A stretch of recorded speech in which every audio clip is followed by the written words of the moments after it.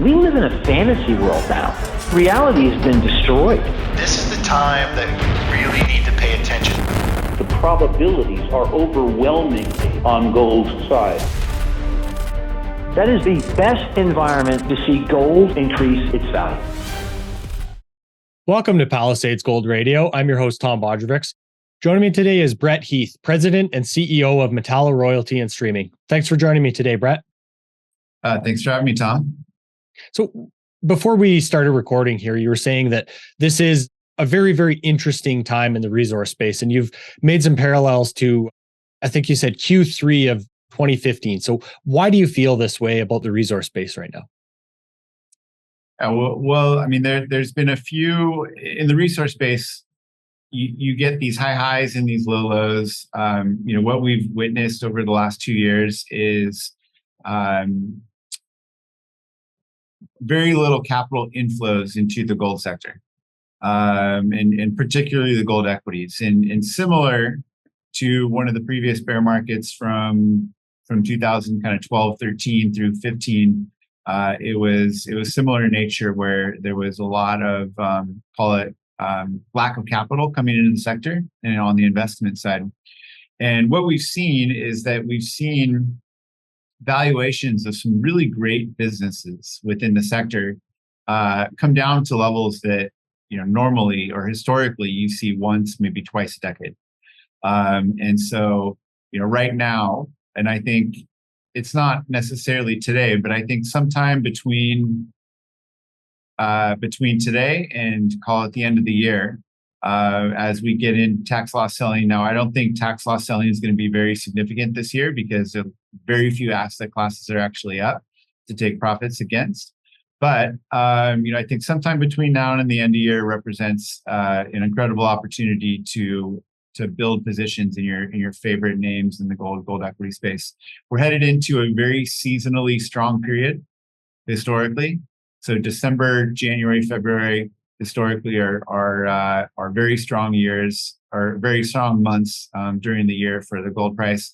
And then the macro backdrop is obviously it got a lot going on there itself. So with all that combined, it looks to me like it's a great setup for investors to get positions in their favorite high quality gold equities going forward. So Brett, you mentioned tax loss selling season. For those of our listeners that might not understand what that is, can you explain it a little bit more to us? Yeah, sure. And this goes for every sector. And basically at the end of the calendar year, investors look at their portfolios, and if they've got big gains in certain positions, then they take those profits and they look to offset those and sell losses with the hope to re-enter 30 days later back into those equities at either kind of similar or lower prices.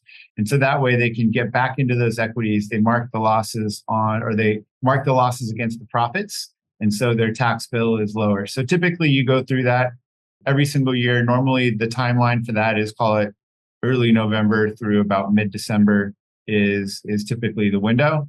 And that will create some selling, particularly on sectors that have underperformed. Now, in a year like 2022, there are very, very few asset classes. Tech is down, real estate is down, pretty much everything is down across the board.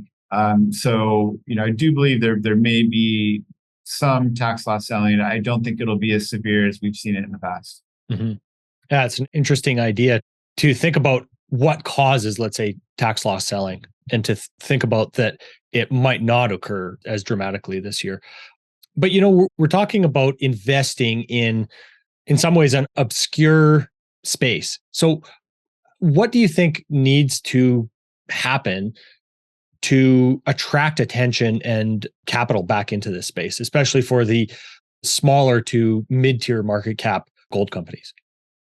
Well, we're going to need to see gold do what it's supposed to do. If you look at the world today, we've got double-digit inflation across the world. It's a lot worse in Europe. It's a lot worse in the UK.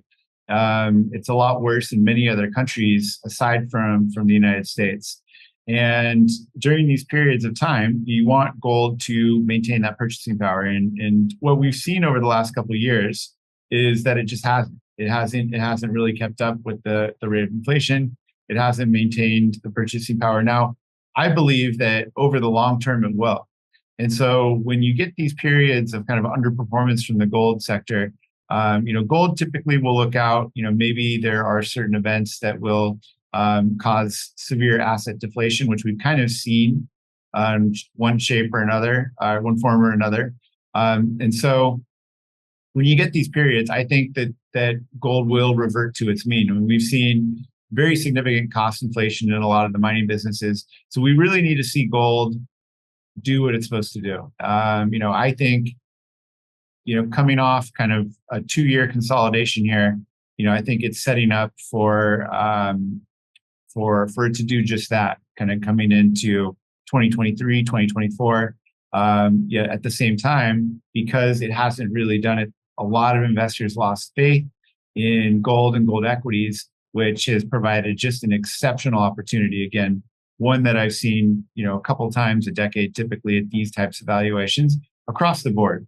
And you don't have to buy necessarily small, obscure companies. I mean, just the best of the best, the cream of the crop companies are trading at very good valuations with very good management teams, very good balance sheets, and just an incredible amount of potential upside. So, I think now's the time to make the list and really look to build those positions through the end of the year.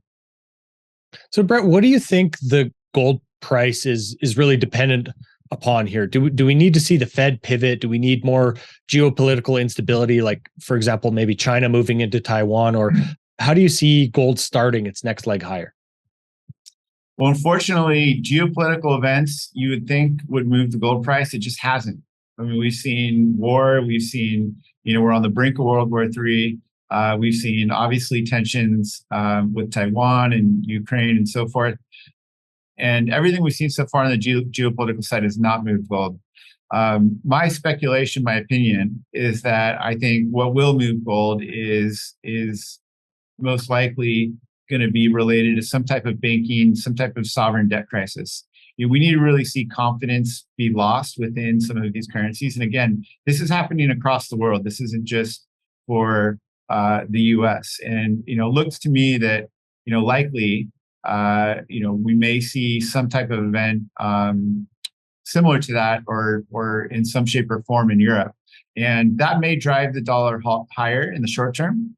But I think on the back of that may be kind of the top of what we see the dollar deteriorate. And I think on the back of that, we'll probably see gold move with the dollar. That's one thing that you want to look at. I mean, gold's been moving in most currencies around the world. If you pull up a chart of gold in euros, of gold in pounds, of gold in yen, gold in Australian dollars, the chart actually looks pretty great. When you're looking through a US dollar lens, that's really the only currency, one of the only currencies in the world where kind of looks like it has been in consolidation, which is the case because of the strong dollar. So, I think it really will come from banking / kind of sovereign debt type crises, which when you look at Europe today, it's hard to imagine with their energy crisis, with the war, with everything else going on. It's hard to imagine that we don't see some type of crisis over there in some shape or form in the next 3, 6, 12 months. Mm-hmm. Well, kind of in that blowing up of asset classes, I've heard you say that you think that cryptocurrencies could lead to the next financial crisis. So why is that? Well, I've made comments like that before, and really that's just these are new financial products, and it's just a very general statement, meaning that when new financial products are created, they often haven't been stress tested with volatile markets. And we've seen that with Luna, we saw that with Voyager, with Celsius. And these are all different types of products that were never really tested, and they basically blew up. So that's just in a sense that this is a new sector. Eventually, the crypto space will have the ability to have stress test markets, and and they'll be much more secure, probably not as volatile going forward. But given that there's so many new different products that were created in such a short period of time, none of them were tested. That's kind of why we see this aftermath. And any further pressure or volatility within the markets, could add to that pretty significantly. So, Brett, you mentioned the word confidence when we're talking about currencies. Do you think that the biggest risk that you see within the financial markets is the loss of confidence? Let's say when we see these pension funds almost blowing up in the UK, for example, is that where you think the biggest risks are that would affect most people right now? Yeah, I think so. I think people are looking around right now. If you're in Europe, if you're in France and you're paying $12, $13, $14 equivalent of getting a gallon of gas, if you can get it, if you're seeing your energy price, your electricity bill go up 4, 5, 6, 7x over the last year, this drives a loss of confidence, right? It drives a loss of confidence, not only in the currency but the government. And where are people when that capital moves, where is it going to go? Right? A lot of it will go into the US dollars. But when you look at the US dollar, it's, again, it has the same flaws as all the rest of these currencies. It just has the advantage right now of being the global reserve. And as long as it remains the global reserve currency, it's going to continue to have an advantage against, the rest of these other currencies. But I believe confidence will be lost. And as capital flows into the dollar, it'll also flow into gold. It'll flow into the gold-related assets and equities, and that I think will be, that's what we're looking for really kind of the start of the next big bull market push. So obviously, with interest rates increasing, that ends up bringing the cost of taking on debt for gold projects to keep progressing. So is this an example where royalty companies can add value to companies rather than adding to the margin compression that many miners are facing? Yeah, look, in an environment like this, you want to own royalty companies. And the reason is because you've got protection against inflation. And the inflation that the major operators and the mid-tier operators are dealing with is even much more significant than what you see in the quarterly statements. And it's not just the mining companies, it's across the board. And so as interest rates go up, people's borrowing costs go up. And as people's borrowing costs go up, then it eats into the margins. And sometimes, it makes certain businesses illiquid. And this is across all sectors. So at a time when you're in an environment of high inflation, you want that extra protection from the royalties, all the royalty companies, because they have margin protection, meaning that they're paid right off the top. So it's an asset class that isn't exposed to this inflation, where we will see costs go up, we will see probably the gold price go up with it. And as a royalty holder, you get protection against that. Brett, you just said that most companies are facing more inflation than you would see on their quarterly reports. Why is that? Like, don't they have to report what they're seeing for cost increases? Well, yeah. And I mean, look, if you're running a big mining company, not all your costs go up at once. You've got long-term contracts for certain supplies, certain labor. You've got, and as these things roll over, that slowly builds into it. So a lot of the CEOs, obviously, as these contracts roll over, as the different agreements that they have in place come up to be renewed. Now the inflation gets marked in all those agreements, but they don't all come up all at once. And so over the next year, you're going to continue to see more pressure across the board with these major operators, and it's significant. There's no joke that it's very, very significant inflation pressure. Mm-hmm.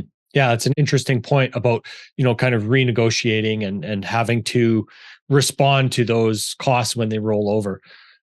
But one criticism I've heard of the royalty model from some of the guests that I've had on previously is that when the metals prices accelerate, the companies will just not honor the contracts that are in place. So how do you go about structuring the right types of deals so that doesn't happen? Yes, I mean, I think that primarily is related to streaming contracts, and that's more of a financial instrument than a royalty. When you own a royalty, it's an interest in the land in the majority of the jurisdictions around the world, and so it's the most secure part of the asset. And I mean, it would typically be even ahead of like senior lenders because it comes right off the top. You're the first one to get paid. It's part of the cost structure with the mining companies. They pay the royalty, then they've got the EBITDA that they distribute or pay dividends and so forth. So it's really a great place to be. And again, you have an interest in the land, so it's very difficult as kind of a co-owner of the property to not get paid. So explain to us what the main differences are between streaming and royalty companies or structures. Yeah, I mean, they both accomplish the same thing in regards to giving investors exposure to metal price upside, to exploration upside, and so forth. The difference is the royalty is an asset that's registered on title. So if you pull up the title of a certain mining project and you've got a royalty on that, you're right there with the owner of the mining project, the operator that owns the project on title. You own a piece of that, whether it's 1%, 2%, 3% royalty. If you own a stream, that's more of a financial instrument. What streams are is it allows a company to come in and help finance the operator for whatever capital expense that it needs, and it gives you the right to buy a certain amount of ounces at a fixed price. And so it's more of a financially structured contract instead of an interest in the land. And that may come with security and other things along with it, but it's more of a financial contract than an actual interest in the land. Okay. So what does the consolidation trend within the royalty space mean to you at this point in the gold cycle? Yeah, that's been a big trend. We've been talking about that over the last couple of years. We did see a lot of M&A pressure that was coming into the gold equity sector, including the mining companies, but particularly within the royalty business. We've seen 8 different sub 1 billion market cap royalty companies either disappear or change form in the last 18 months. And for a company like Metalla, that has significantly opened up the opportunity and really has allowed our existing strategy to we think excel for a very significant period of time. So we're pretty excited about the position that we're in with this peer group having so many of these royalty companies. And again, that's being driven by scarcity of assets. That was the trend that we saw, was scarcity of assets. And as that trend has emerged, the larger companies, not having the ability to deploy 100, 200, 500 million into these big streaming contracts, they've looked down into the smaller businesses on means to grow. And so, we think that'll continue going forward. But we do think that, companies that have the foundation, the cash flow and the growth built in, will be able to see their way through. We believe Metalla is going to be one of those. We're pretty excited about the position that we're in. So does that consolidation not mean in some ways stiffer competition, not necessarily more competition, but stiffer competition, considering that they maybe combine their capital pools and their resources? Well, what we're seeing is the large companies and the small companies become either bigger or smaller. There's a lot less small companies that are available, and the ones that are still available, I would say, don't have the, really the ability to grow the way that the big guys do. And the big ones have gotten bigger. And so as the big companies get bigger, now they're focused on bigger and bigger deals. And as the smaller companies disappear, that really opens up a very significant opportunity for, companies that are called like 2 to 1 billion market cap, 200 million to 1 billion market cap, there used to be a bunch of them. Now there's only a few. And I think those will continue to shrink. As those continue to shrink, the big companies, as they get bigger, will compete with the bigger royalty companies. And the small ones, given the current market, I don't believe that at least in this cycle, they're going to have kind of the means to be able to kind of excel their way up the food chain. So what that does is companies like Metalla that sit right in the middle of that bracket, we're starting to find ourselves, where we started 6 years ago which was there's very few of them. 6 years ago when we started, there were in this bracket, there were very few companies. There were a lot of royalty companies started between kind of 2017 and 2020.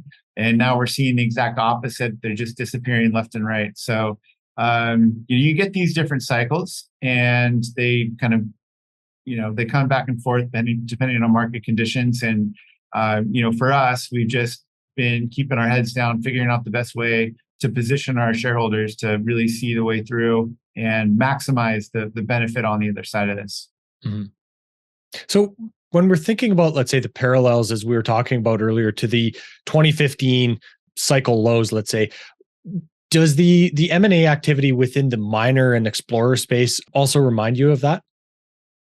I think so. And again, I think the general trend is scarcity of good assets. So companies that have really good assets, if you've got a multi-million ounce deposit in a good jurisdiction that has good infrastructure and kind of a clean path to get permitted and built, we're seeing a lot of M&A around those types of assets. So, for example, a royalty that we have on the Wasamac project was owned by a junior. Yamana Gold came in, bought it. They put a lot of money into it. They're developing it. They're going to, build it by 2026. And, here's a project that was sitting in a junior, and now it's looking like it's going to have about a 250,000 ounce production profile. And so we're seeing a lot of activity within the mining sector on these good assets. And I think that's going to continue. You've seen that with, Kinross buying Great Bear. Again, it's targeted high quality M&A is the general theme within the royalty and within the mining sector. I think you're going to see a lot more of it too. Mm-hmm. So when we're thinking about jurisdiction, I've had a good number of conversations around what people think good jurisdiction constitutes. For you, let's say, what plays are off grounds to you, and do you think about jurisdiction in maybe a different way than anybody else does? Well, we've always been pretty conservative from a jurisdiction perspective. And if you go back 10 years and you look at all the risks with the mining asset, permitting in the jurisdiction used to be a little bit further down the list. Mm-hmm. There were other risks within a mining project that I would say were kind of more significant.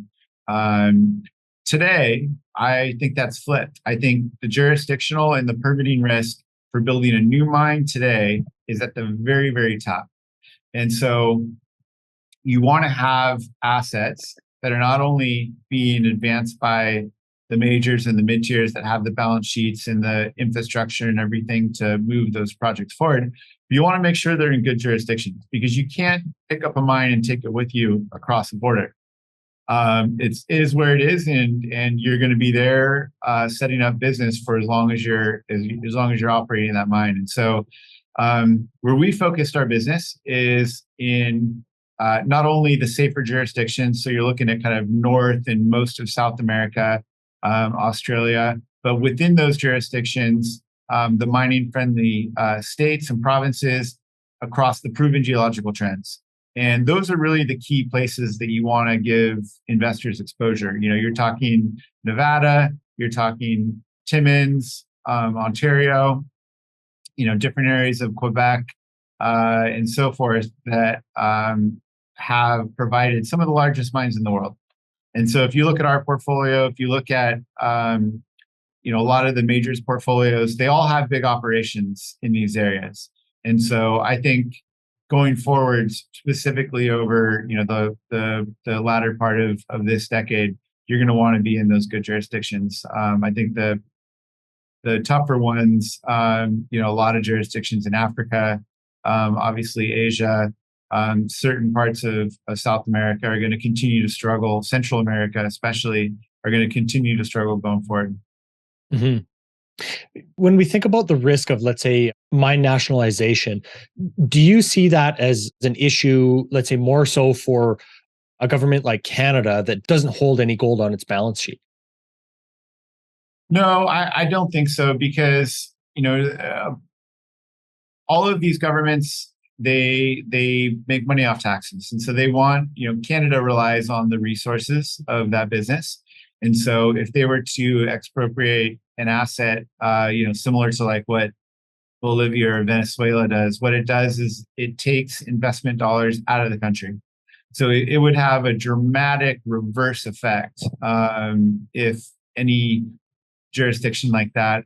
But there is a much more significant rule of law within Canada, within the U.S., within a number of other North American jurisdictions. So I don't really see that possible or being a real risk at all.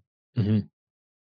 Well, unfortunately, as a friend of mine says, that doesn't necessarily stop governments from trying all the wrong answers before it finally settles on the right one, right? That's true. Excellent, Brett. Well, I think that's a good place to wrap up today's conversation. Is there anything else you'd like to leave our listeners with?